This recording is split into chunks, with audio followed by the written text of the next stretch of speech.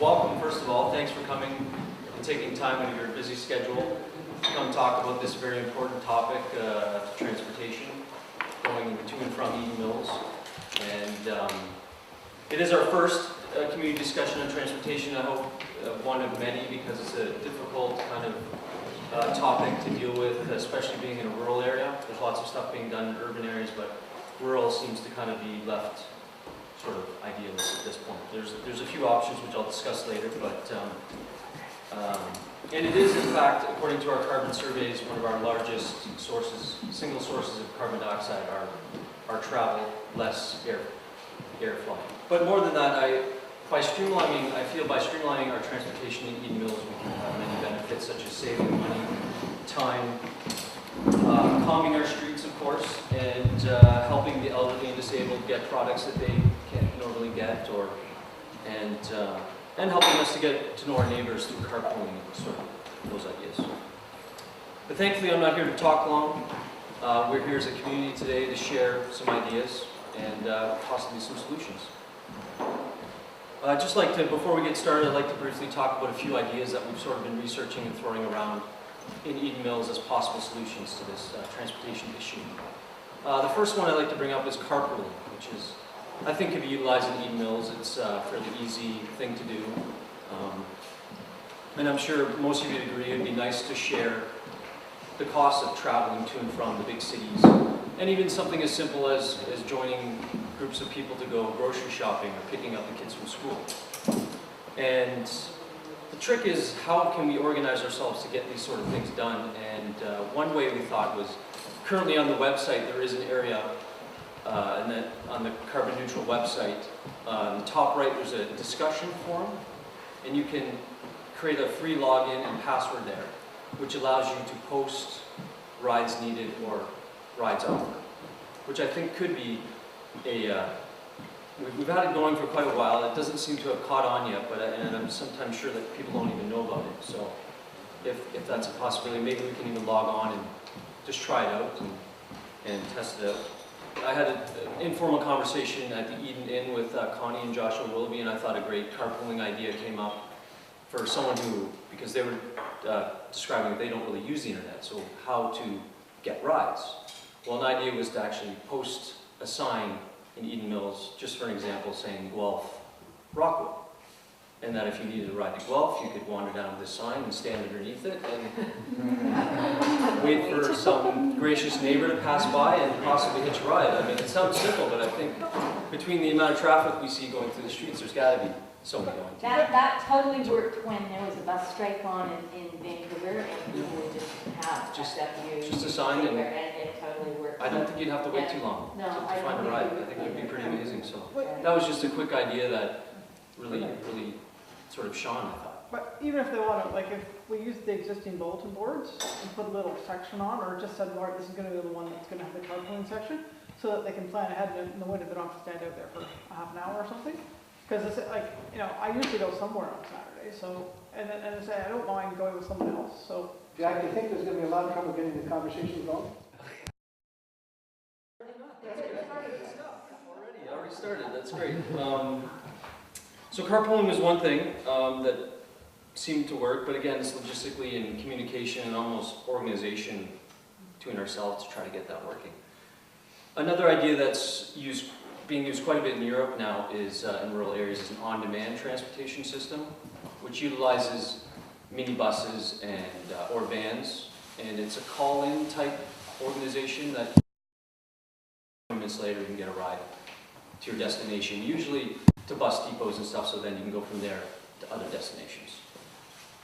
The idea was, the cost was typically higher than a city bus, but less expensive than a cab ride.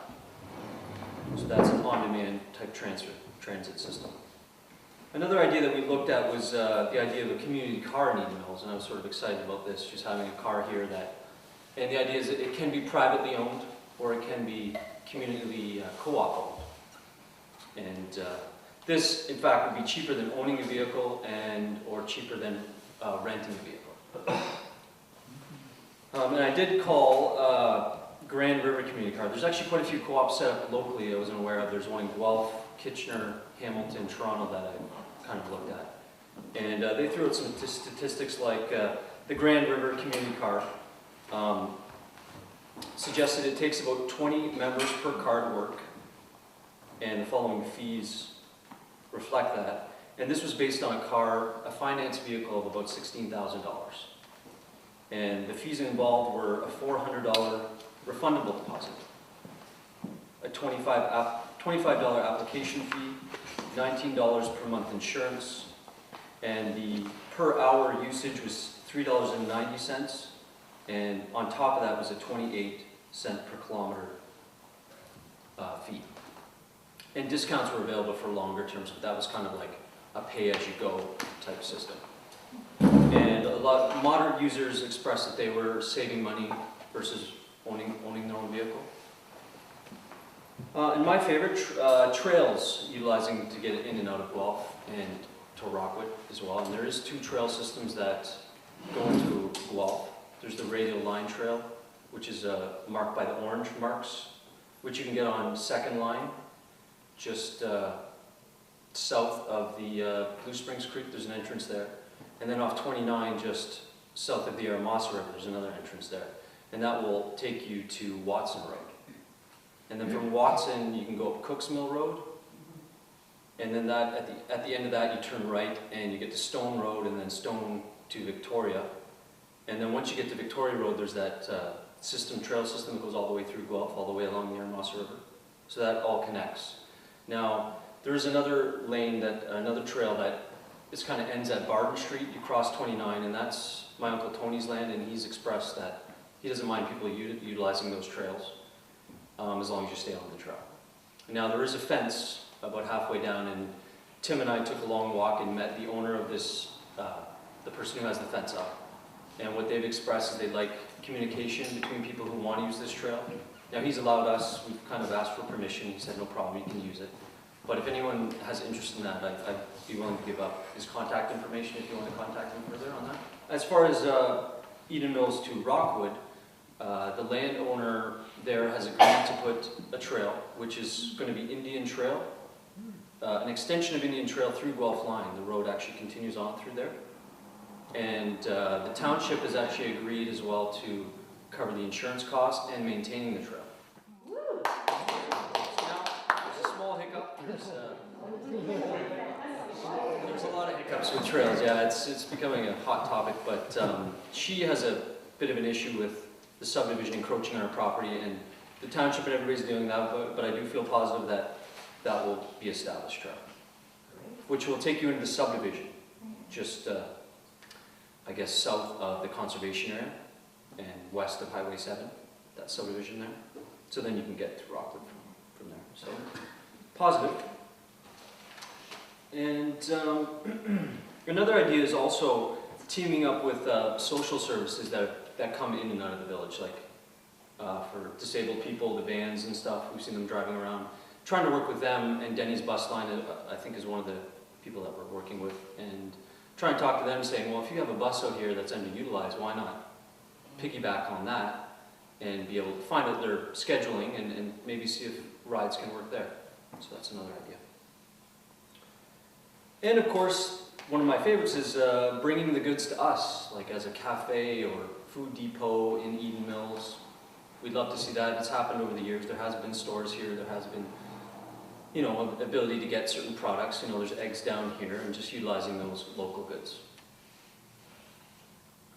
One of the things I've been looking at in my household personally is our transportation over the last couple of weeks, trying to analyze how we can do things better. And what I found is a lot of these wasted trips, forgotten bags of milk, and forgotten things that can end up costing more money and carbon as well as time. And so what we've created is a kind of a board where we're going to be writing a grocery list, just trying to be a bit more organized. And I think organization is probably one of the key things, is to try to avoid those wasted trips. But just, I did some calculating, and according to the CAA's 2010 report on the cost of driving, and this is based on a finance vehicle, about an $18,000 vehicle, 4-cylinder, driving about 18,000 kilometers a year. They guesstimate the cost to drive that vehicle is about 15 cents per kilometer. So that $5 bag of milk going to Zares could end up turning into a $17 bag of milk, just based on those numbers.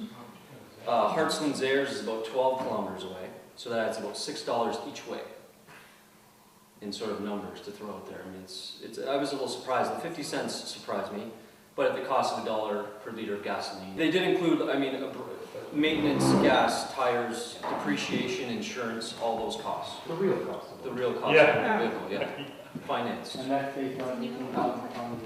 But 18, yeah. The lower you go, the higher the price gets, and the more kilometers you drive, the lower that gets. You know, I started actually last year to become really organized with my groceries and stuff, and I noticed it eventually in my gas bills. But what you don't mention is I found it saved me so much time to be organized, you know, because it takes really a long time to hop in your car, go to the store, stand there and wait, you know, and then you go home. And I found I gained so much time. I found that almost the most important thing. Time, definitely. That's Well, one of the actually, things if I that could just share something on that one too.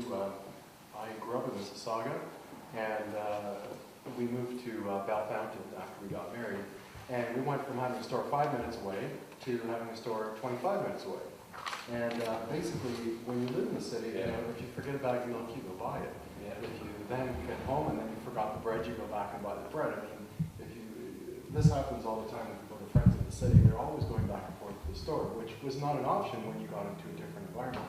So what we created was a short-term and a long-term list. So anytime we ran out or we were running out of something, we put on the long-term list.